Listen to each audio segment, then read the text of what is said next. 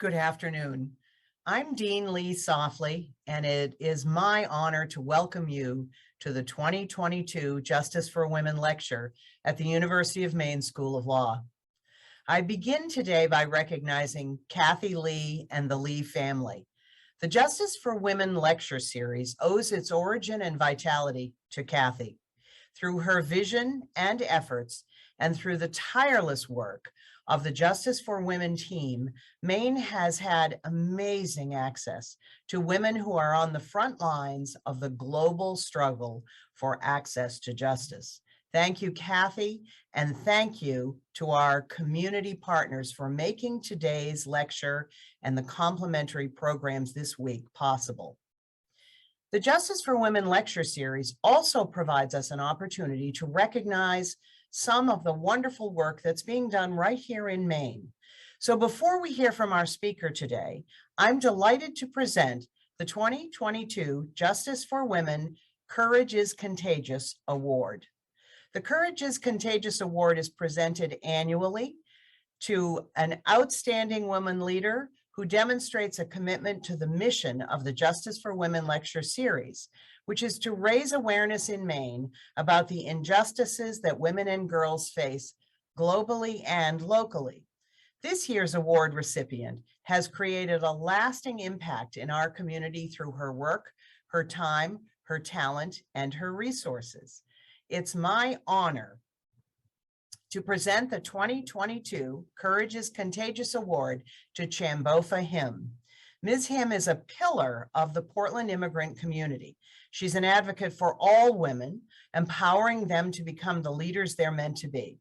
Ms. Him co-founded Unified Asian Communities, Cambodian Community Association of Maine, and is a member of the Maine Public Health Association. She currently works at the Maine Department of Health and Human Services on the COVID-19 Community Care Team as a program officer for COVID-19 social support.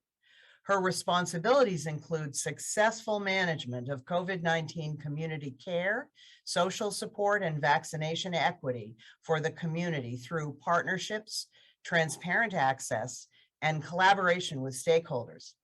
Apart from her community involvement and her day job, she is a highly qualified medical Khmer translator, and most importantly, Chan is the proud mother of Nathan and Natalie, who she lovingly calls the highlights of her life. Chan, congratulations on this well-deserved award, and thank you for everything you're doing. The floor is yours. Thank you so much, Leah. Good afternoon, everyone. I am overwhelmed with gratitude to have been selected for the 2022 Courage is Contagious Award. Thank you so much for being here to share in this wonderful occasion. I'm truly honored to have my dedication and passion be recognized in this way by the Justice for Women and the University of Maine School of Law. Many years and devotion went into empowering those who too often go unnoticed. We all know this undertaking can't be done by one woman alone. That this accomplishment is not just mine, and there are many other women who deserve to share in this moment of recognition alongside me. I'd like to take a moment to name a few: Sharon, Beth, Carla, Caroline, Michelle, Heather, Teresa, Trina, Twee, Abby, Zoe, Peggy, Mary, Maureen, Sarah, Mufalo, Hebo, Bopa, Con, Bonnie, Kelly, and last but not least, my amazing niece, Amy. And for my incredible daughter, Natalie, who I do all of this for. And to all the brave, strong, powerful women out there, inspiring other women, girls, sharing their knowledge and stories day after day. I see you, I thank you, and I honor you. Someone once told me that if you educate a man, you educate an individual. But if you educate a woman, you educate a nation. Empowering a woman is not about teaching a woman or allowing them to make decisions, but it's about equality. It's about appreciating their decisions encouraging their thoughts and point of views, increasing a woman's sense of self-worth by praising their intelligence, not just her looks, ensuring equal access to opportunities and resources, and educating them on their rights to influence social change for others. The majority of my life was defined at birth for me. I was born in Thailand and I came to America at the age of 3 as a refugee. At a young age, I was given responsibility above all else. It wasn't just chores around the house, but responsibility of my family's well-being, my family's health. My father saw potential in me and he knew that I would care for my community, so he encouraged me to be a part of it, to build a relationship, to develop a bond and a trust within the community. If there is one thing I am extremely grateful for, it's the way my parents had conditioned me to care for others at such a young age. I fell in love with my community, and that love became passion. And from passion, it became dedication and determination until this day. All of this and my strong vision of community working together has led me to this amazing role with the state of Maine. I think I just woke up one morning feeling different and so tired of seeing the same process with barely any action behind it. My goal was to assemble leaders from our community and make sure that they didn't just have a seat at the table, but their voices were heard at the table. I tried to guide with grace and patience so I could be a true leader and mentor. Empowering a woman cannot be achieved in one day, but it is achieved by these little efforts made each and every day.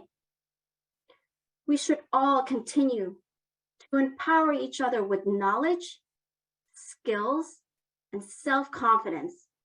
Instead of limiting each other's accesses, silence each other's voices, and competing against one another. We must lead by listening and to seek to understand each other's differences, cultures, belief, and traditions. This is how we will continue to succeed. I am truly humbled by and appreciative of this honorable recognition. Thank you. Som akon and siya. Thank you so much, Chen. You can see why the Courageous Contagious Award was well chosen this year. Now we move to the Justice for Women Lecture, which is one of the signature events that this law school produces every year. The University of Maine School of Law does something with this lecture that no other law school in the nation does. We celebrate equality and justice for women and girls. This year marks our 11th annual lecture. In past years, Maine Law has hosted notable speakers, such as the Honorable Albie Sachs from South Africa, Miriam Jalabi from Syria, Ruchira Gupta from India, and more. Today's Justice for Women lecture is the beginning of a week of programming featuring 5 additional events involving several extraordinary speakers from UNAIDS and other organizations. This is the second year that we're holding Justice for Women lecture virtually, and I'm grateful that we're able to make this pivot and provide access for new and distant members, supporters, and speakers. In order to welcome our inspiring Justice for Women speaker today, please let me welcome Decca Delac, who will introduce you to Winnie Byanyima in just a moment. Many of you know and recognize Ms. Delac. She is the mayor of South Portland, the first elected Somali mayor in the United States. She is a South Portland City Councilor and the Family Engagement and Cultural Responsiveness Specialist for the Maine Department of Education. Decca is a passionate advocate for the immigrant community with extensive experience in social services, public health, and community building. She's a leader in the Somali Community Center of Maine, a board member for Northern Light Mercy Hospital, I Am Your Neighbor's Books, and Emerge Maine. Decca is the co-founder of Cross-Cultural Community Services, where she and her colleagues provide cultural competency training to organizations in Maine. She's a certified language tester and cultural skill trainer, and she's been providing mediation for clients in different settings with service providers to ensure the unmet needs of immigrant communities are met. Decca is originally from Somalia, East Africa. She came to the United States in 1992.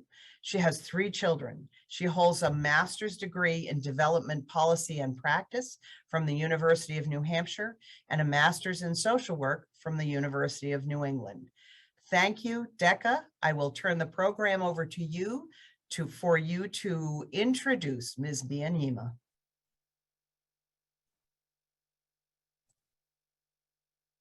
Thank you very much, Dean Softly. I appreciate that wonderful introduction.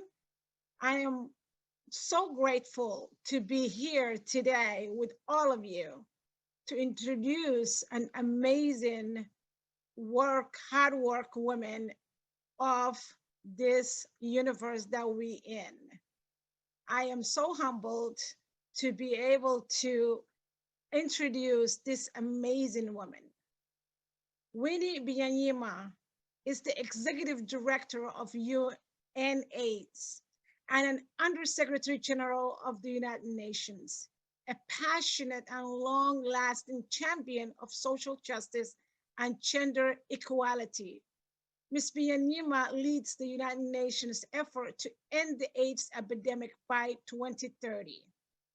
Ms. Byanyima believes that healthcare is the human right and was an early champion of people's vaccine against the coronavirus that should be available and free of charge to everyone, everywhere.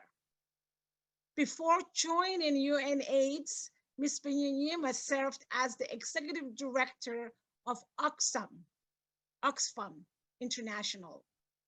Ms. Byanyima was elected for 3 terms and served 11 years in the parliament of her country, Uganda.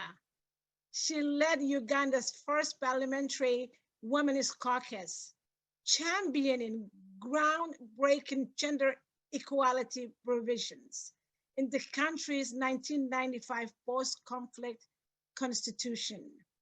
She founded the Forum for Women in Democracy, an influential Ugandan non-governmental organization, and has been deeply involved in building global and African coalitions on social justice issues. A global leader on inequality, Ms. Byanyima has co-chaired the World Economic Forum and served on the World Bank's Advisory Council on Gender and Development. Thank you for all you do, Winnie. We appreciate the work that you're doing, and welcome.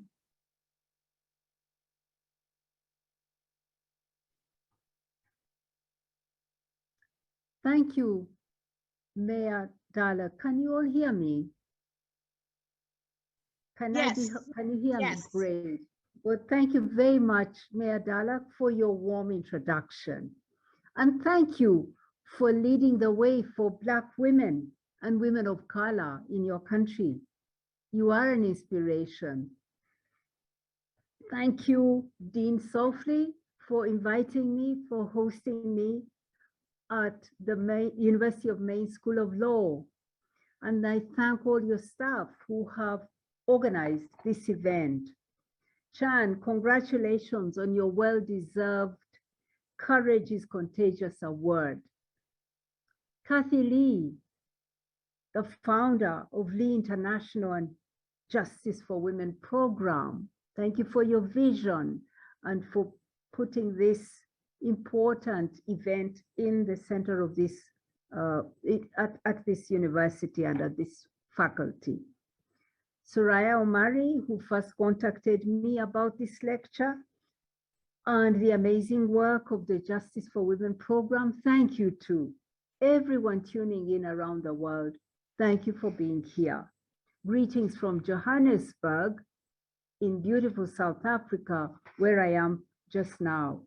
It's a great honor to give the Justice for Equality lecture. Thank you for asking me. I grew up in a village in the southwest of Uganda, which is in East Africa, the same region where Mayor Dalak originates from.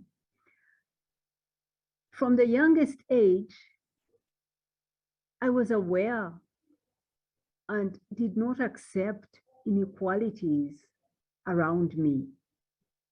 And there are three reasons why I fight inequalities. The first reason is that inequality is morally wrong, and we all know it. Whatever your faith, whichever country you grew up in, intrinsically, we don't accept inequality. We know it is wrong. We know it in our hearts. I used to walk to school for 3 kilometers every day since I was 5 years old, going to school, and 3 kilometers back home. Now, when I start to tell this story, I often, get people start to think of rags to riches.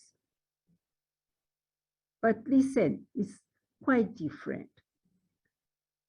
I would walk to school, I'd walk back home with my sisters and brothers. At home, we had no running water in the house. We'd go down the river to fetch it. We didn't have power, electric power in the house. My parents would light a hurricane lamp, what do you call it?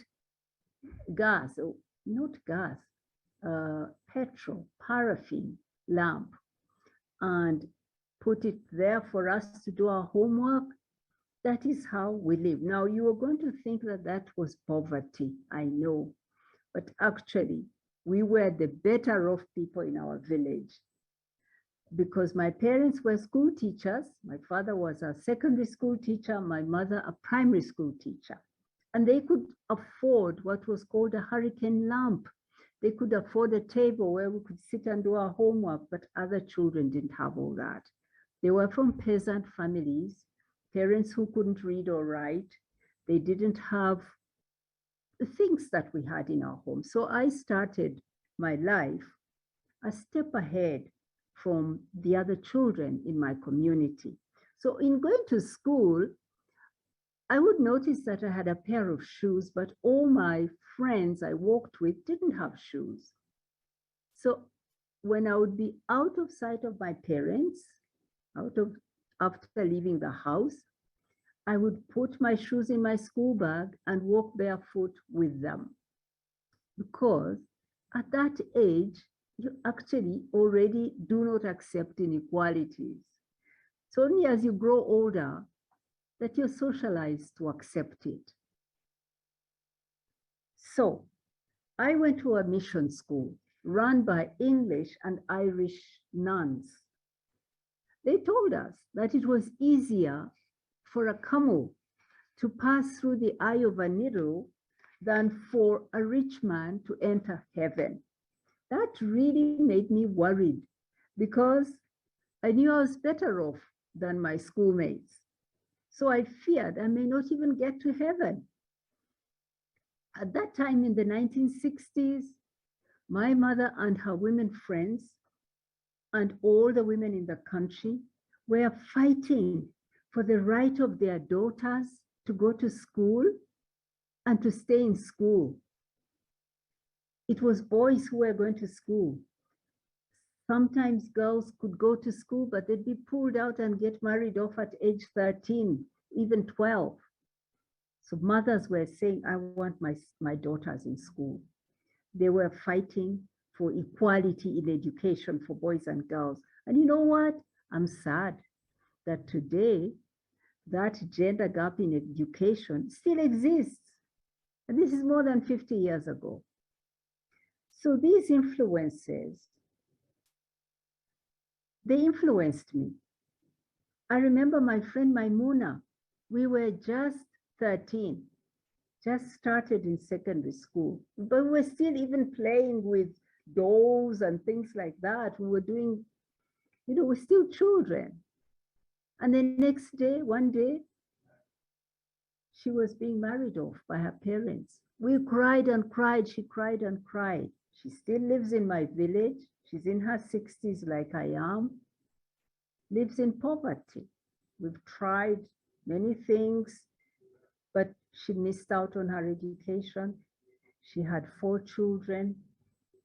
We worked hard to put them through school and university. They are better off than her, but she's still a peasant woman living in poverty because inequalities in education, inequalities between boys and girls have trapped her there. So when I went to work for Oxfam International, I focused the organization's efforts on fighting inequalities. When our first report came out, we called it a Davos report because we produced it just before the Davos moment, when all the world leaders and business leaders meet to shape the economic agenda of the year. It's usually in January, up in the snowy mountains of Switzerland. When our first report came out on inequality, that said that 85 billionaires, just 85 men who could fit in a bus, had the same wealth as half of humanity. It rocked the world. And I saw it. So I kept going to Davos to tell the rich and the politically powerful the dangers of inequalities that were widening. But the disconnect between those at the top and those at the bottom, the rest of the world, was summed up for me by one billionaire who arrived for the Davos meeting, and that year it was focused on climate change, on how to fight or avert a climate catastrophe. And he had arrived with 2 private jets, carrying himself and his delegation. I'll never forget his answer. When he was asked, he said, "Oh, I didn't know that the second one had also come, the second jet." He didn't know. Really? It made me think about those nuns who taught me at school, what they would have thought of him. But that is how disconnected those at the top are from the rest of humanity. I was so lucky as a university student. I was a refugee too in the UK, sitting in this library. I was curious. I picked a book, and it was by Simone de Beauvoir, The Second Sex. That book captured my experience as a young African girl, and it was written by a woman from France. It defined me. I want to quote for you what she said that just stayed in my mind till today. She said, "It's perfectly natural for a woman to feel indignant at the limitations posed upon her. The real question is not why she should reject them. The problem is rather to understand why she accepts them." Simone de Beauvoir empowered me to question, to refuse to accept the limitations that society put on me as a woman, as a Black woman. I read many feminist writers. University was a great experience for me. I was liberated I ran away from a dictator in Uganda and found myself in an amazing university, able to read, to question, to be active. Angela Davis, her call, and I quote, "I am no longer accepting the things I cannot change. I am changing the things I cannot accept."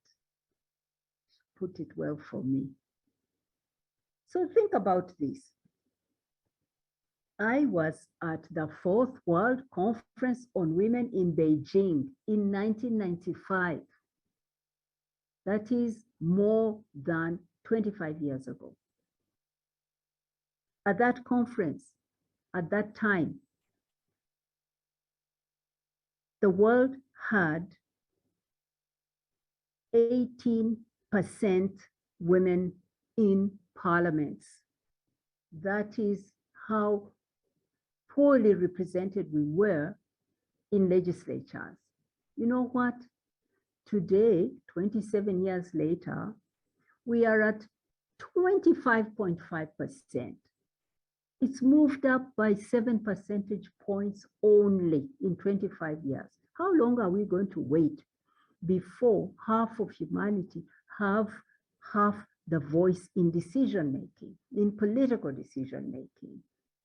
When will we reach parity? More than 100 years from now?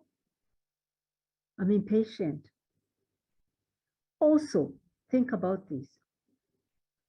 Globally, 81,000 women and girls were killed in 2020.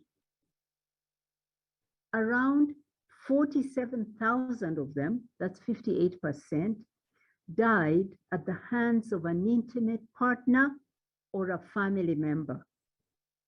This equals to a woman or a girl being killed every 11 minutes in their home. For how long must we allow this? How can we allow this to continue? This is, to me, really what captures how repugnant inequalities are. Because the reason this happens is that some men have power and can get away with abusing women, killing girls. Think about this. In Brazil, a Black youth is killed every 23 minutes, a Black youth.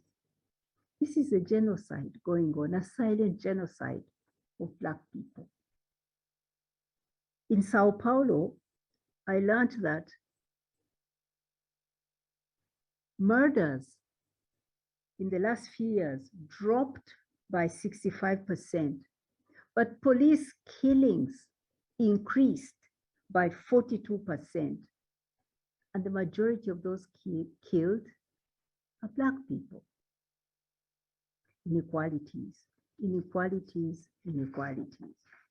So the reason I fight inequalities is the immorality of it, the injustice of it. But let me also give another reason. I fight inequality because inequality destroys people's lives and livelihoods, as I've just been saying. So it's not just intrinsically unjust. Inequality isn't just unjust. It traps people in poverty. It erodes democracy, leading to state capture by a narrow elite, as I've just pointed out. Even before COVID, around the world, 10,000 people were dying because they couldn't access health care, dying every day. 10,000 people dying every day because they don't have access to health care. Other people have all the health care they need, plus more, plus what they don't need. So we learned a painful lesson. Us who work on the AIDS response, we saw this with our eyes. I saw it in my country, Uganda, where I was in the mid-90s up to the 2000s. For 10 years, we were watching people in the rich north, in America, in Europe, who were living with HIV, getting access to antiretrovirals, and going on to live happy, healthy lives. Us in Africa, we were burying our loved ones.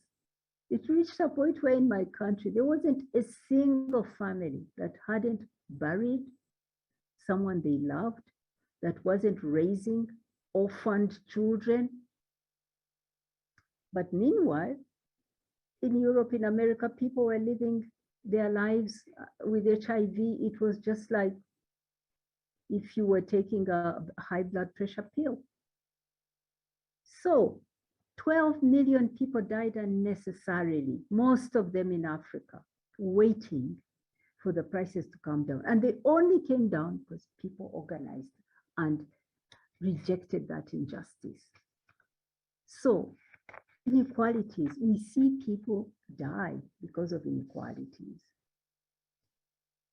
So inequalities continue to drive HIV. Today we have a whole range of prevention tools, of treatment tools, but there are still people newly infected and there are still people dying of HIV. And all of them is because of the inequalities that they have, whether it's access to treatment, to testing, or human rights gaps. They are driven underground and won't come forward to get tested and treated. Discrimination, which is inequality of how people are treated, destroys lives. Our data proves that punitive laws in those countries that have punitive laws, that in those countries that criminalize, for example, men who have sex with men, that gay men have twice as much risk of contracting HIV than men in countries where such laws don't exist.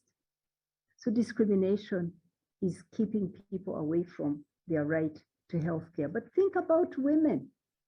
58% of all new infections of HIV in sub-Saharan Africa, where I'm seated right now, are among women and girls.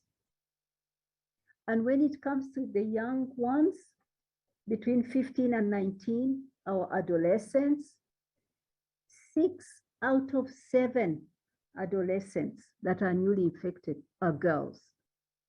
What does that tell you?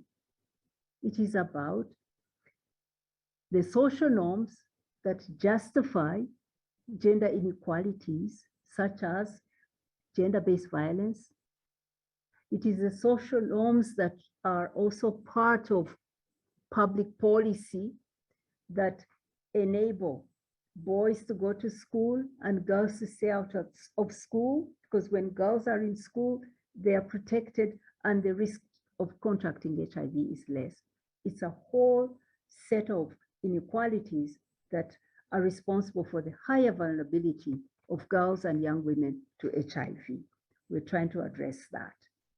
So economic inequality also destroys lives.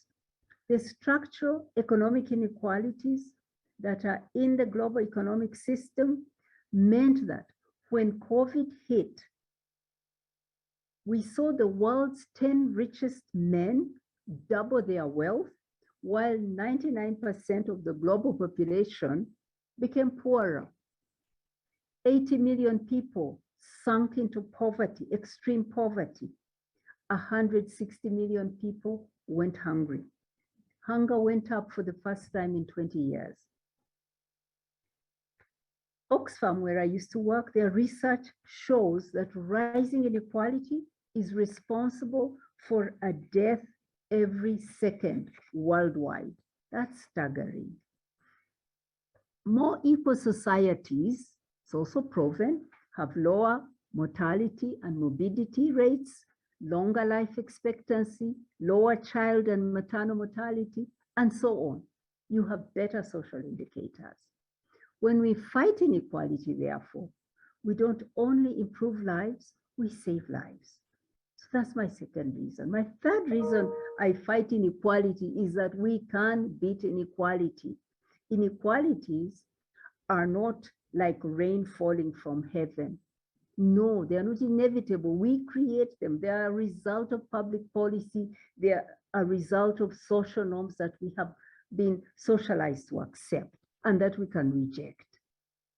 So we can build an economy, a global economy, national economies that value what matters most to us.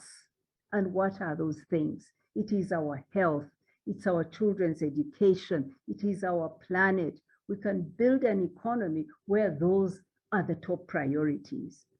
And there are countries that point in this direction, which is not dreaming. We see the signs of what could be in some countries, but it is not the norm. It is the exception. Take a country like New Zealand. They are championing what they call well-being and walking away from GDP, gross domestic product, because that's just a measurement of the bottom line of the economy. But well-being is about these things I'm talking about. Focusing on those things that matter to us, measuring them, and putting in place public policies to promote them is the way forward. The Secretary General of the United Nations has noted, and I quote him, Antonio Guterres, COVID-19 has exposed the lie that free markets can deliver healthcare for all. So if we just measure growth, we are not measuring whether children are in school, whether we get treatment when we are sick, or prevention when we need it. We are measuring simply growth, which could be just how much money is being made by one billionaire. This is not hard to see. So measuring well-being based on assessing, this is what New Zealand is doing, based on assessing people, assessing for themselves their own lives and how satisfied they are. So that's qualitative assessment, but also objective information such as labor force participation and so on. Putting all these together is a better way of planning, of managing an economy and building an economy. People are able, this is a definition I found in the New Zealand well-being budget. They defined well-being as people are able to lead fulfilling lives with purpose, balance, and meaning to them.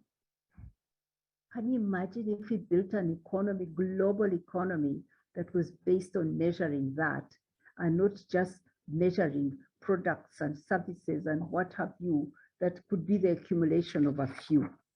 We would be there. So we can unrig the rules, some of the global rules that lead to widening inequalities, including gender inequality. For example, in my area, we have rules about health technologies, how they are produced and distributed, and they are trapped in this intellectual property rules regime at the WTO. We can unrig that because those rules have put profits before lives. And we are working on that. We've built a coalition to fight that. We will get there some point. So we can reform the global corporate tax system so that countries are able to collect the revenues that they need in order to provide the well-being, for the well-being of their people. Today, many of our countries, including mine, Uganda, we are not able to collect all the taxes that we could collect because of a system that's full of loopholes, so that businesses, especially global businesses, can maximize profits, externalize their profits, and not pay their fair share of taxes. But we can change that if there is agreement, if there is the political will. So how does that happen? I said inequalities can be beaten. We make them, we can unmake them. The only way to make them that I know is through organizing. And that's why I'm so happy to be here. We are at an academic institution that has linkages with activists, with mayors, with community activists. That is where the power is. It's in organizing. Let's take a moment to reflect on the big struggles of the 20th century. The 20th century is a century of movements and of change, of winning rights. The independence movements of Africa and Asia that led to the decolonization of millions of people in the developing world. The women's rights movement of the 20th century, where we won rights, rights to vote, rights to be elected, rights to own property, right to work, right to control our own bodies, won through women's movements across the world. The labor movement and the workers' rights, the civil rights movement in your country, the United States of America. Then come nearer to the 21st century, the iconic treatment and action campaign that led to having antiretrovirals available for all people in the world. Antiretrovirals at one time costed $10,000 per person per year. That's when we had no access in Africa. Today, they cost $75 per person per year. That was the result of organizing and movements. So I could go on. Today, the movements that excite me are movements like Black Lives Matter. My son, who's 22 years old, who just graduated from a university in the United States. Oh, let me show off. He graduated from Harvard and is going to University of Chicago for his master's degree. He's part of the Black Lives Matter as a Black boy growing up in America. The Me Too movement also started in the United States and caught fire around the world about women's rights in the workplace. The movement of climate activists led by a young girl, Greta. Ni Una Menos, a movement against violence against women and girls that's raging in Latin America in more than 13 countries. These movements are what bring about change. Organizing is the only way I know for claiming power and claiming equality. The LGBT movement, I'm seeing it.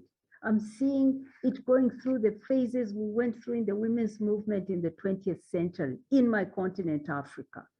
I'm seeing gay men, trans women. I'm seeing them raising their head, being beaten down, but getting smarter and smarter, and we all must come behind them to claim their rights. They are human beings, and they should not be judged. They should be able to have equal rights to everybody else. So we can win. Let me end like this. Oh, I wanted to speak about more movements, but I should not. Martin Luther King said, "The moral arc of the universe is long, but it bends towards justice." He didn't mean that this process is automatic. As he noted, again to quote him, social progress never rolls in on wheels of inevitability. It comes through the tireless efforts of people. The trajectory of extreme inequality we will not bend it down through business as usual, but we can put it down through deliberate activism, global activism.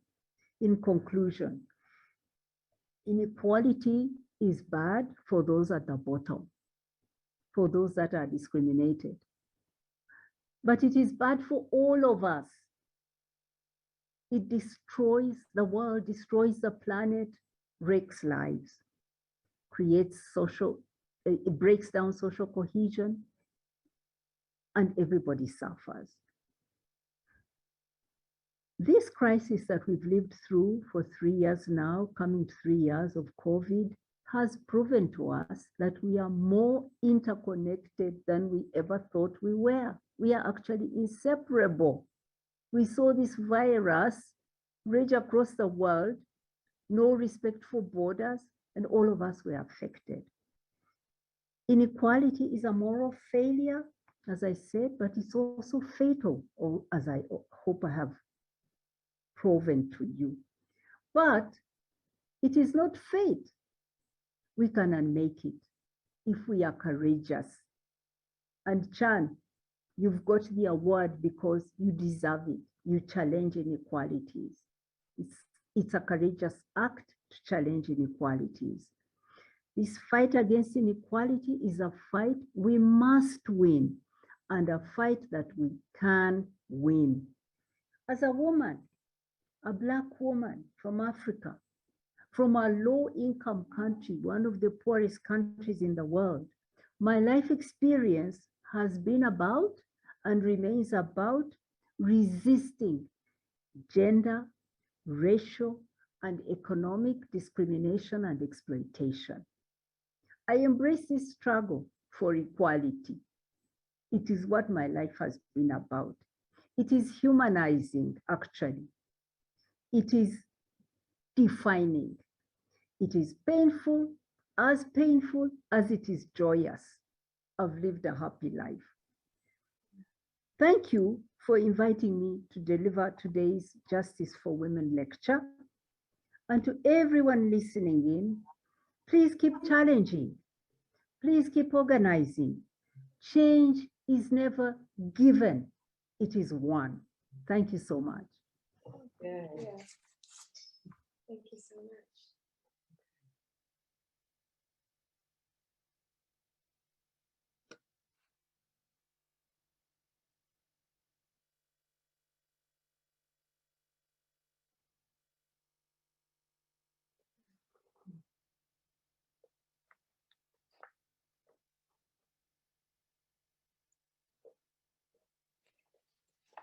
It's mine.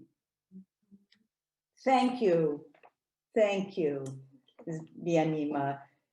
Those are such inspiring words and reminding us of that truth that inequality is wrong, it's dangerous, it traps people, it kills people. And I love that. We make those inequalities, we can unmake them. Thank you for that. We have a number of questions from the audience that we'd like to put to you in the next few minutes. We're going to start by turning it over to Soraya, who has a question of her own. Oh, hi, Ms. Byanyima. I want to say this is my dream come true. I'm truly honored to speak with you, and I thank you very much for responding to my message to you. As a young girl, I watched you on TV, and to be honest, I never thought I can ever reach out and speak with you, and you're just making this possible. But not only that, but I feel like we can do this as women. We can rise up and make a difference and make a change in life, in society, not only for us, but for the younger generations, for the orphans that my aunt looks after in South Sudan, for the people that have no voice at all. We can speak for them, we can reach out.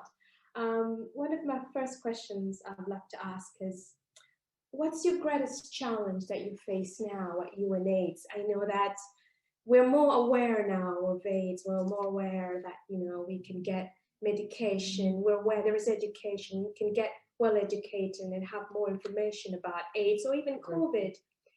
What's the greatest challenge that you're facing now? That's something I'm curious to know. Thank you. Thank you, Sarai. Maybe I should speak of 2 or 3 challenges, not one. One is that the world is going through multiple crises. There is the crisis of the climate crisis. We are walking towards our own extinction without even trying hard enough to save our lives. So that is a challenge. We have a challenge of extreme inequalities. We have a challenge now of war. There is inflation because of this horrible war going on in Europe. It's affecting all of us. Inflation, food prices, fuel prices all going up. So we are living there's a crisis in the global system of governance. Countries cannot come together and reach agreement on anything small. There is a total breakdown of the global multilateral system, really. We cannot agree on most important things or even smaller things. So all these crises put together make it hard for us, first, to keep the past agreements and renew them on fighting HIV together. Because the success we've had is because all the countries of the world came together about 25 years ago and agreed on a plan together to fight AIDS. The rich ones putting down money, the developing countries where the AIDS is concentrated, putting in place the policies, putting down their own budgets and fighting. So we're together in a fight. But today it's harder and harder even to get those agreements renewed. That's one. Then at the same time, putting the issue on the table of so many issues and getting it to be funded and paid attention to is a challenge. So that's one. Many complex issues. This is one issue.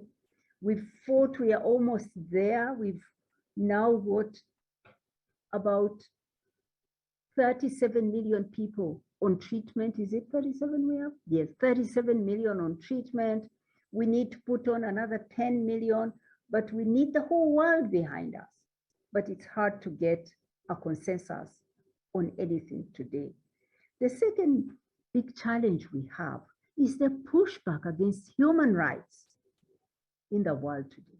We have leaders who have emerged and who are shameless about being, their model of leadership is a strong man who is forceful, who is armed, who gets his way because he uses force. The human rights agreements that were made long time ago, governments are turning their back on them. Even the very governments which made them. So we are seeing pushbacks against human rights, particularly women's rights. And these are the core of ending AIDS. You cannot end AIDS unless women can control their own bodies and say no to sex that they don't want. But when you talk about sexual and reproductive health today, just those words, those letters, SRHR, no agreement. And pushbacks, governments are changing even their laws, undoing laws they made to protect women's rights. We are seeing that. LGBT rights, what I talked about. Countries still criminalize. We have more than 70 countries that actually even criminalize sexual orientation, that criminalize someone's sexual identity. Someone who says, I am trans, becomes an illegal person, a non-person, because they've said they are trans. So we're seeing a pushback against human rights, and yet without human rights at the center, without respecting the rights of everybody, we can't end a pandemic, any pandemic, and HIV. So the second point, the pushback on human rights and women's rights in particular. Violence against women. Today, I had an amazing woman in the meeting who said, why do we talk about teenage pregnancy? It's nothing like teenage pregnancy. It's rape. A girl who is pregnant at 12, at 13, that's a rape. Give me a break. It cannot be teenage pregnancy. You can see even the language is intended to cover up for sexual violence. So this pushback is a challenge for us. So those are some of the challenges we face. And we work every day to put the issue on the development agenda and to address and to fight for human rights. Thank you. Thank you. This questioner wants to know if you could possibly expand upon the connection between school attendance and HIV vulnerability. Is it just the structure of being in a certain space at a certain time that is protective? Is there an economic angle? Is it a matter of relative power and privilege? Well, good question. I will answer that question first with a story. The first time in my life to actually know someone who dies. You know, the first time I actually experienced knowing someone and then the person dies, death, to know about death. I was 12 years old. And the person who died was my cousin, who was also 12 years old. almost 12. And she was I came to the hospital to see her with my mother, and there was hush, hush, hush around her. But I later found out that she was brought into hospital almost unconscious. She died because she had been trying to she had an unsafe abortion. But then the hush, hush, hush, as I was hearing adults talk about her, they were talking like, how dare she? How did she get to do this? And what a disappointment, and the name of the family and what will happen. People must not know. But in my young mind, I just felt, why are they blaming Besime, my cousin? This girl had never gone to school. She had been grazing her father's cows from age 7. She'd go out with her dad or someone older to graze the cows. By the time she was 10, they were letting her take the cows on her own to graze. And she'd be out there grazing cows and meet their men also grazing cows. And she was alone, totally unprotected. So it was already so clear to me at age 12 that, how can they blame her? Anyway, this is the story about school, that there's the protective element of school. And our research shows that in this region, for example, sub-Saharan Africa, if you keep a girl in school, secondary school, up to the end of secondary, that's age 16, if you get her there, whether the school is a poor school, whether it's just very little learning, but she stays in the school space, her risk of contracting HIV in some countries reduces by up to 50%. The risk drops by that much. Just protective aspect of school, of being in school. So that alone tells us that perhaps the biggest single contributing factor to fighting HIV here in Africa is to get governments to roll out universal secondary education. We reduce it. But then we also know that the school space also is violent, because in that school space are young boys who are socialized with a notion of masculinity that's harmful.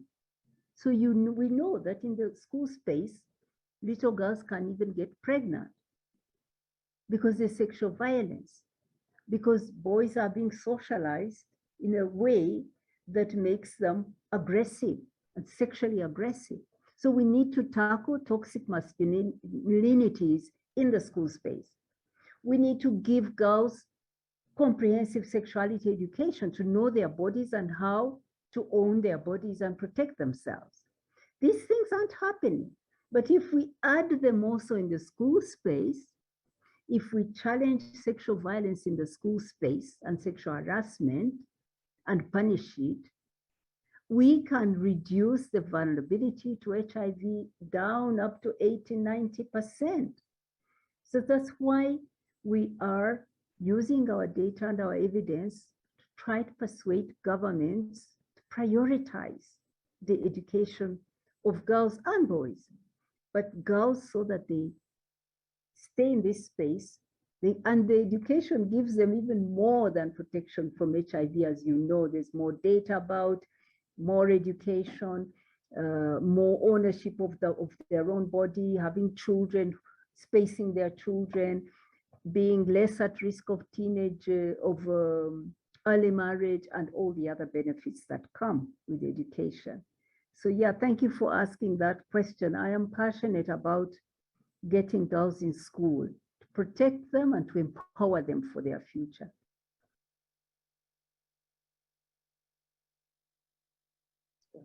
Thank you so much. Another interesting question we have is, someone is asking, I'm struck by how similar the data about infant and maternal mortality is not dissimilar to what's happening in the US, especially and including Maine. And they're curious to know if you, Ms. Byanyima, sees this as a burden that poor women may or pay for patriarchal dominance. Can you repeat that question? Yes, I'll repeat that. Somebody asked, they are struck by how similar the data about infant and maternal mortality is not dissimilar to the US or what's happening in Maine. And they're curious to know if you see this as a burden that poor women pay for patriarchal dominance. Oh, wow. Wow. I agree. Some years ago, I fell across this data point, and whenever I would say it, it would evoke different sentiments from people in your country there. I found that the infant mortality rate, the mortality rate for children under 3 in the United States amongst Black people, African American people in the United States, was almost worse, but almost equal to the rate in war-torn Libya. I used to say that I could see people's faces change, that amongst African American people, they are losing their babies at the same rate as war-torn Libya. Inequality. When you look at the child mortality rate in the United States as an average, it masks what is happening between different groups. So to answer your question about maternal mortality, infant mortality, and that being the price that women pay for patriarchy, I totally agree with you. And because I also found, for example, in Guatemala, I went to Guatemala and I had a project I worked on with indigenous women. Many years ago, I was working for UNDP. I found amongst these indigenous women, but Guatemala is a middle-income country. It's actually moving towards being a rich country. In the city, I was seeing there, they were telling me about millionaires who fly in choppers to work, you know, who live really rich lives. And in this community where I had a project, the maternal mortality rate, the child mortality rate, the same as in Uganda, a low-income country. That was rich Guatemala. So you really see that patriarchy, not just patriarchy and capitalism come together to crush women and girls. The indicators for women and then when you add in race, then you really get the combination. You get patriarchy, you get capitalism, you get racism, and those are those intersections. Look, if you look at their figures, whether they are living in the richest country in the world, in America, they will be at the bottom of the heap globally. That's what happens. So we pay with our lives the price of patriarchy, but patriarchy reinforces capitalism. They come together. And racism is also really a thought, an ideology that was made to justify capitalism, and it continues to exist. So the three destroy lives, kill people, and women pay a higher price because the three just come together in terrible ways. And we must take on these fights together. That's the lesson. That those who say, I am a feminist and want to close their eyes towards racism, close their eyes towards the crushing, the violence of capitalism, are cheating themselves. They will never. We have to take on the three battles together to win. Thank you. Another question. What advice do you have for young women of color who are trying to balance the work on movements they want to organize and their work to support their ability to have secure housing, food, and healthcare in the US. So balancing the work on movements they want to organize and their own need to support their daily ability to have housing, food, and healthcare. Huh. My answer to that question is, that is a false question. It is not either or. You must combine the two. You must be a person who fights for your family, for your basics, but you must also understand that those things you're fighting for are influenced, first of all, that you're in a struggle that so many others are experiencing, and that the real solution will come from organizing with others.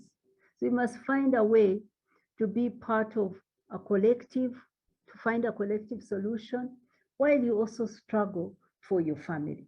This is hard for us women. I don't pretend. It's hard for us, but we have years and years and generations of living lives like that, where we have our families, whatever definition you have of your family, but we are also rooted in communities. And why is that? Because we always know that whatever I need, I have to serve a community in order to serve myself. That serving yourself alone is limiting. In our own tradition, we call our philosophy Ubuntu, and we are Bantu people. From here in South Africa, all the way up and all the way west Cameroon and up to Uganda, we are Bantu people. And Bantu means a human. And we believe that you have your definition as an individual, but you also are defined by the community you belong to, and you can't separate them. So I would say that organizing, being part of a collective, is as important as your own individual, that you mustn't separate them. You must keep the two together. Your individual rights are important, your collective rights are also important. What if Martin Luther King had said, I need to look after my family? And I'm not going to lead the civil rights movement. This is what I'm, but it's not just civics, all the people who are in that movement, they believed that as a collective, there was an injustice against them, they had to fight. And if you're not part of that struggle, you could benefit, but you also are better off being part of the struggle and your personal struggle. That is how I'd answer that. Thank you. I think because I feel like often we people tend to forget, or we tend to forget that working together is even much better than working as an individual. Or if you're doing something for yourself, you know, you're actually you're not benefiting much. But when you do something for others, it might seem slow, it might take a long time, but you know, the benefit is much bigger. It's for all, and these are things that we often, I think, don't see. So that's very good. Thank you so much. As someone has asked a question, as a white man, how can I be the best advocate for women? I want to be respectful. I want to help lift their voices. I just want to speak out, but not speak over them. You're doing the right thing. I think he's asking me, but he's doing it. That's what it takes. It takes standing alongside and supporting and allowing the leadership of those who experience the injustice and supporting that. And you're doing that. So your question, but it is an important one, the role of men, the role of, the role of men in the struggle for equality between men and women. it's an important question. And I see more and more, especially in the younger generation, men who are feminists, who say, I stand for equality, and who also respect the leadership of women in women's movements and stand alongside and support and join. I really have many I work with who are men like that, and there's power in their voices. Thank you. Thank you. Last question.